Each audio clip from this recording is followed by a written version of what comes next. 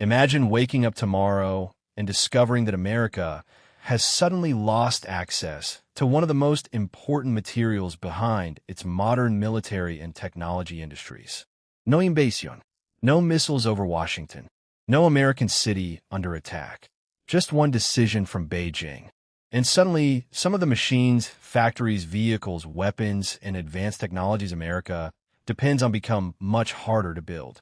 That is the power China has been quietly developing for years. And the shocking part is that America already knows it. The United States has spent enormous amounts of money trying to reduce its dependence on China. It has built new mines, searched for alternative suppliers, strengthened alliances, invested in domestic manufacturing, and pushed companies to move critical supply chains away from China. But there is a problem. You cannot rebuild an entire industrial ecosystem overnight. And China knows exactly where that weakness exists. The battlefield is not necessarily the ocean, is not necessarily Taiwan. It is not even necessarily the semiconductor industry. The battlefield is the supply chain. And one of the most powerful pressure points inside that supply chain is rare earths. These materials may sound ordinary, but they are anything but ordinary. They're used in powerful magnets, electric motors, advanced electronics, industrial equipment, clean energy technology, and defense systems. They are part of the hidden machinery behind modern technology. And China has built an enormous advantage across the supply chain. The important part is not simply digging rare earths out of the ground. Mining is only the beginning. The material has to be separated, processed, refined, converted into usable compounds, and eventually manufactured into high-performance components. That entire chain is extremely difficult to reproduce, and China has spent decades building capacity across it. This is why the latest confrontation between Washington and Beijing is so important. China has already demonstrated that export controls can become a geopolitical weapon. In June 2026, Beijing added 10 American companies to an export control list. The restrictions targeted dual-use materials and products, including rare earth-related goods. Among the companies affected were American rare earth producers involved in Washington's attempt to build an alternative supply chain. That creates an extraordinary strategic contradiction. America is trying to escape dependence on China, while China still has the ability to influence some of the very companies America is relying on to escape that dependence. And that is where the story becomes much bigger than rare earths. Because China is not simply a country that sells America cheap products. China sits across multiple critical manufacturing choke points. Rare earth materials, battery materials, solar manufacturing equipment, industrial components, processing technology, and a huge network of factories capable of turning raw materials into finished products. That means Beijing does not necessarily need to stop everything. It could create pressure by controlling specific parts of a system.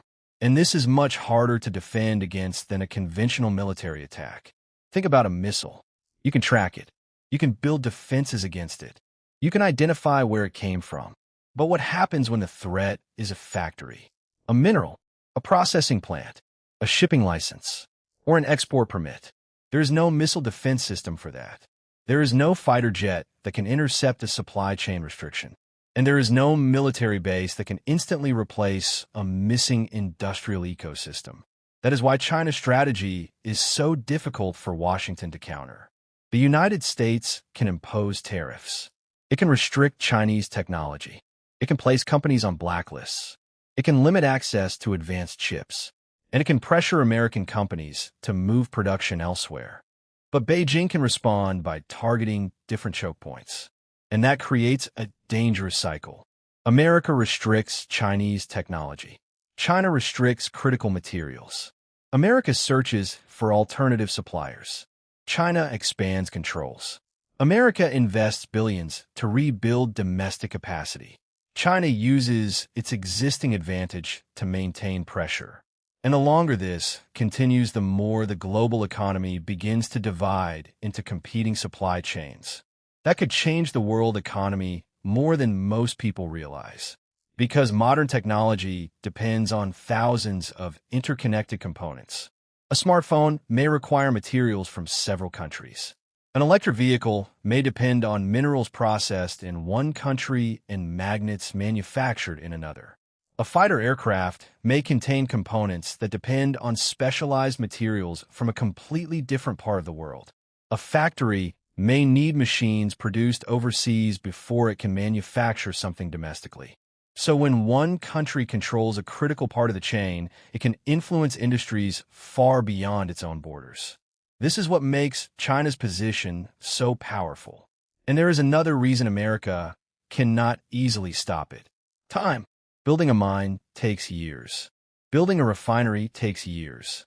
Building specialized processing facilities takes years. Training workers takes years. Developing alternative suppliers takes years. Creating a complete domestic ecosystem takes even longer. China already has much of that infrastructure. So Washington may have the money to rebuild. But Beijing has something else. A head start and a massive industrial base. This does not mean China can simply shut down the American economy whenever it wants. That would be an enormous oversimplification. China also depends heavily on global trade. Chinese companies need customers. Factories need imported resources. And aggressive export restrictions can hurt Chinese businesses as well. There is another major risk for Beijing. If China pushes too hard, America and its allies have a powerful incentive to build alternative supply chains faster. Japan, Australia, Europe, India, Canada, and other countries could become increasingly important suppliers. That means China's greatest advantage could eventually encourage the rest of the world to reduce its dependence on China. So Beijing has to play a careful game. Too little pressure, and the United States continues building alternatives. Too much pressure, and Washington accelerates the process. The most powerful strategy may therefore be controlled pressure. Enough to create leverage, not enough to destroy the entire system. And that is exactly why this confrontation is so fascinating. Because the real question is not whether America can eventually produce rare earth materials itself. It probably can. The real question is how long it will take, and how much it will cost, and what happens before the alternative system is ready. Imagine an American defense company suddenly discovers that a critical component is delayed. The company has contracts to fulfill. Factories are waiting. Workers are ready. Engineers are ready. Machines are ready. But one material is missing. Production slows down. Costs increase. Contracts become harder to meet. And suddenly, a geopolitical decision made thousands of miles away begins affecting a factory inside America. That is how economic warfare works. It does not always look like war. Sometimes it looks like an empty warehouse, a delayed shipment, a factory operating below capacity, or a price that suddenly doubles. And that is why this story could become one of the defining battles of the new relationship between America and China. Because both countries are learning the same lesson. Economic dependence can become strategic dependence. For decades, globalization encouraged countries to specialize. One country would produce something cheaply. Another country would design it. Another would assemble it. Another would provide the raw materials. Everyone benefited from a system. But now governments are asking a different question.